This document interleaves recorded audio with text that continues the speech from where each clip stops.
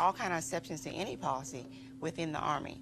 In this case, what we would like the Army to do is make an exception in this case on behalf of Second Lieutenant Collins. What has been the response from members of United States Senators? Our congressman has worked with the Army, and they're still currently talking with the Army to try and bring resolution to this, as well as both of our senators from the state of Maryland are aware.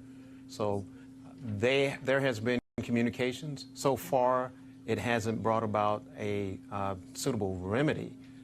So we're still engaging with our representatives from Maryland to bring some sort of suitable remedy to this situation. Obviously, the funeral is over, but so what specifically do you want the Army to do? Specifically, we want to have our son redesignated as being on active duty.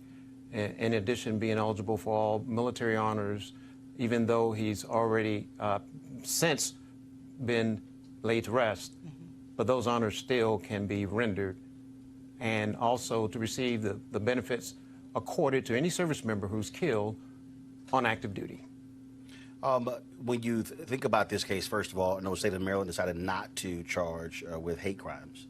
Have you heard anything from the Department of Justice on this case? No, let me correct you on that. The state of Maryland has not determined it's not a hate crime. Right.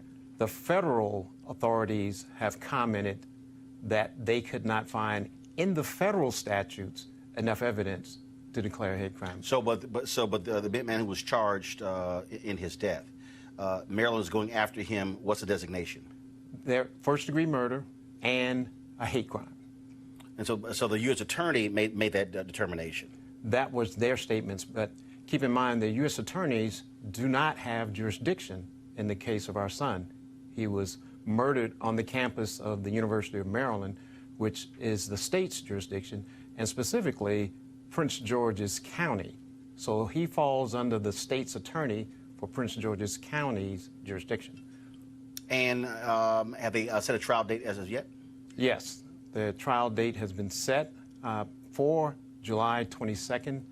A motions hearing was scheduled yesterday due to some difficulties, unexpected. It got postponed, and now the motions hearing is rescheduled for Wednesday, the 5th of June. Lieutenant Colonel Govan, how are you also mobilizing